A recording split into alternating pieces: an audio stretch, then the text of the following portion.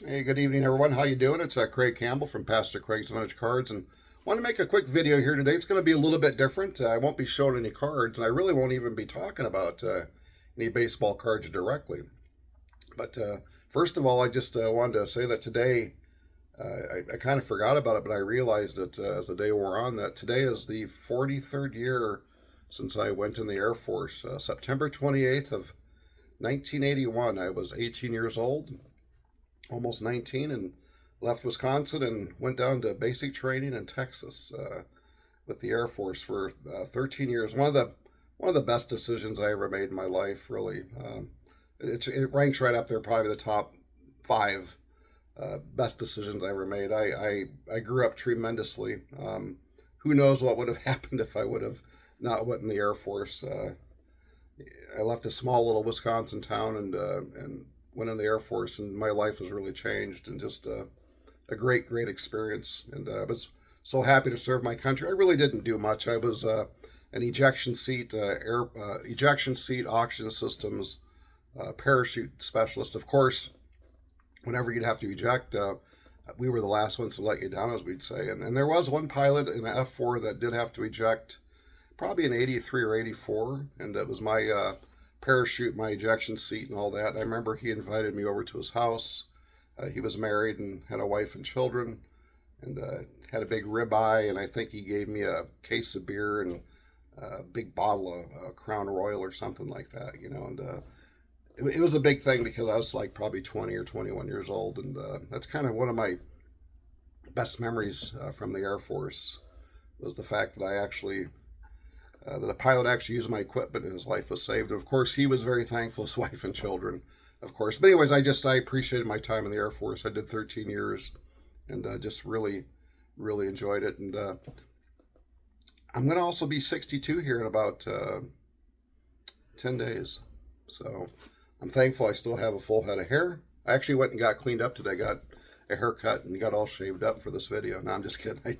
I really needed a haircut, but I'm happy that I have my health and I have my sanity, and everything's going pretty good. And to be hitting 62, it's kind of a big milestone number, of course, but I embrace getting older. There's no sense in fighting it.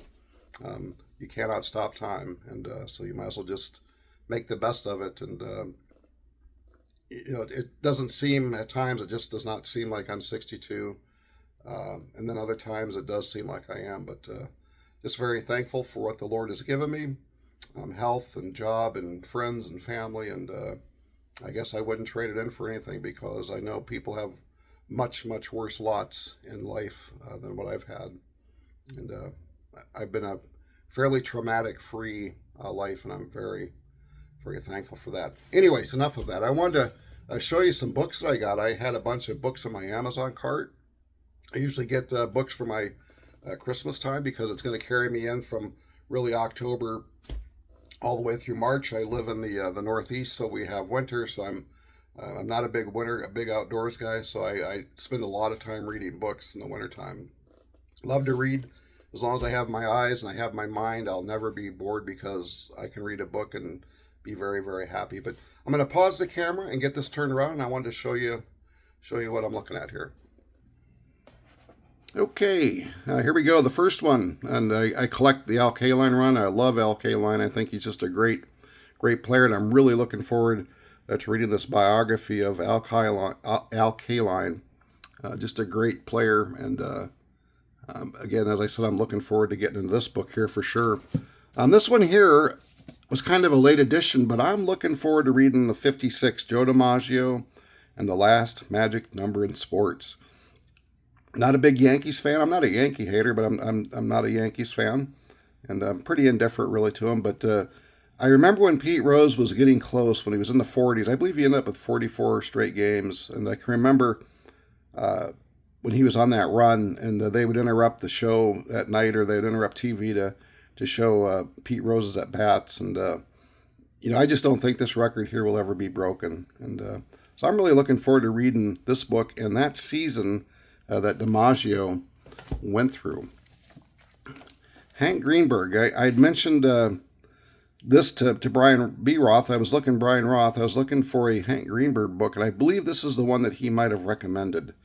And the story of my life. So I'm really looking forward to reading about Hank Greenberg. I don't know that much about him. Of course, this photo on the back here is so famous because he looks so much taller than everybody else. And I may not be right, but I seem to think this was a picture at an All-Star game, I believe. And I believe that's Hank Greenberg. I'm almost sure, but I'm really looking forward to getting into that. And yeah, I think it does say at the bottom the 1937 All-Stars. So looking forward to getting into this Hank Greenberg book. Should be a real good read. The last baseball book I got here is Don Drysdale. Once a Bum, Always a Dodger. My Life in Baseball from Brooklyn to Los Angeles. And Don Drysdale is another player that I'm doing a player run on. Getting pretty close to being complete with him. And I really remember Don Drysdale more as an announcer when I was in California. He did announcing for the Dodgers. And then he was even a national broadcaster for like the Game of the Week on ABC or NBC, which they ran the summer. But I remember Don Drysdale as a announcer. And the thing is, like, if you're going to be an Eddie Matthews collector, these two go together like fire and ice. They actually got along pretty good off the field, but on the field, the Braves and the Dodgers, Matthews and Drysdale, they had some real literal knockdown fights. But Drysdale holds the record for most hit batsmen. He pitched inside, and he was not afraid to go there, and Matthews protected the inside of the plate. And so that led to many, many run-ins. So I'm looking forward to getting into that one. This one here was a book I found, which I'm really looking forward to this one. From Coin Toss to Championship, 1971, the year of the Milwaukee Bucks. I was I was 9 years old in 71. I can remember me and my brother listening to the Milwaukee Bucks games on the radio. We lived about an hour north of Milwaukee. And I can still remember listening to the Bucks games. And this year when they won the championship, and they were pretty much only a couple years removed from really being an expansion team. Of course, Lou Alcindor, Kareem Abdul-Jabbar, and Oscar Robertson were the catalysts for this championship team. But they had some other really good players like Lucius Allen, John McLaughlin, Bobby Dandridge came on later. So I'm really looking forward to getting to this because that's going to be relive some early childhood memories for me. Now, this one here, The Fire Within Jim Taylor. This book, I am looking forward to this because Jim Taylor was a tough football player. I mean, this guy epitomized the early to mid-'60s toughness in the NFL. In his 1962 season, he was the MVP. I'm going to say off the top of my head, he had 180-some points, I believe. And Taylor was just a tough player. And in 1962, in the NFL championship game, it was the Packers against the New York Giants for the second year. In 1961, Green Bay had beaten the Giants 37-0. And they played each other again in 62 in New York in a frigid game at Yankee Stadium. And there are many people that say that that was the toughest, nastiest football game ever played.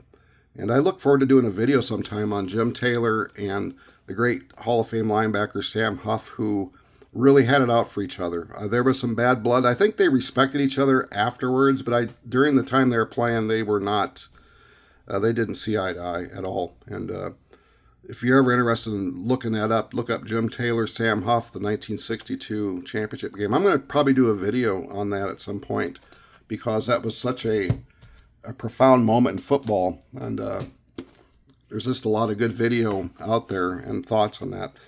The Golden Boy, Paul Hornung. And girls, games, and gambling at Green Bay and Notre Dame too. Paul Hornung, a great player. Had some issues with gambling. He lost a season in the NFL. Of course, him and Lombardi. Lombardi, they respect each other, but Paul always pushed the envelope with Lombardi with curfew and drinking and going out. He seemed to have a place to go in every city. And Paul Hornung was a great player and just an interesting story. I'm looking forward to reading that one. And last, this one here, The Magnificent Seven, the championship games that built the Lombardi dynasty. I'm really looking forward to reading this because I remember football pretty clearly, 1972, a little bit in 71. So that would have been after the Lombardi years. And my whole life, as a kid, I heard my dad and my mom and my brother and older relatives and older friends, people, their dads, you'd go somewhere and they talk about, oh, the Lombardi years. And I sure don't remember them, but I'm looking forward to reading this. And this will be a good book to sink my teeth into. And then lastly, I just wanted to not really give you a book report, but I'm almost done with this Eddie Mathews and the National Pastime. And what a great, great book with so many insights into Eddie Mathews and his career. And, like in 1964, I think it was, he swung at a pitch that was up and out of the zone, and he really strained his shoulder. And that was kind of the beginning of the end for Eddie Mathews. He didn't fully recover from that shoulder injury, and he tried to come back too quick, and he just had problems. And then 1965, he had a decent year, but again, he had more struggles. And then after that, it just really went downhill. And the book has got some touching moments in there where when he got traded from the Braves to the Astros, the Colt 45s, at the end of the 1966 season, he was getting ready to go out on the town with his wife for New Year's Eve, and a sports reporter had called him and said, hey, how do you feel about the trade? And he didn't have any idea. The Braves did not even have the courtesy to call Eddie Mathews, probably their greatest player, really, of that time, with Hank Aaron, Eddie Mathews, Warren Spahn. But Mathews had been there since 1952. They didn't have the courtesy to call him and tell him they were trading him. He heard it from a sports reporter. And Mathews said he hung up the phone after a conversation with the reporter, and he said he just cried like a baby. He was just heartbroken that the Braves didn't respect him enough to even give him a call and say, hey, Eddie, we're trading you. Especially after the manager and GM said that he was going to be their third baseman the following year.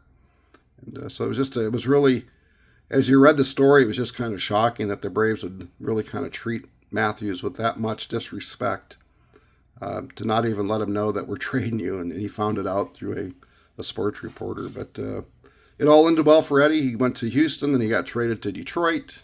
And he had back surgery with the Tigers. They took a disc out. That really limited his year with them in 1968.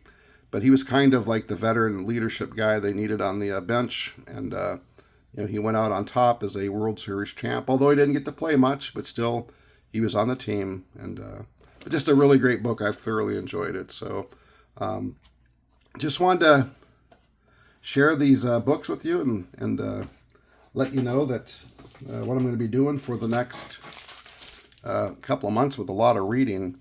And just for a little bit of just a little bit of tease, we'll see what's going to happen. But I got this package here from the Brockelman auction. So I've got some winning pieces from the Brockelman auction in there. And I also have a nice box here from the Mile High auction. So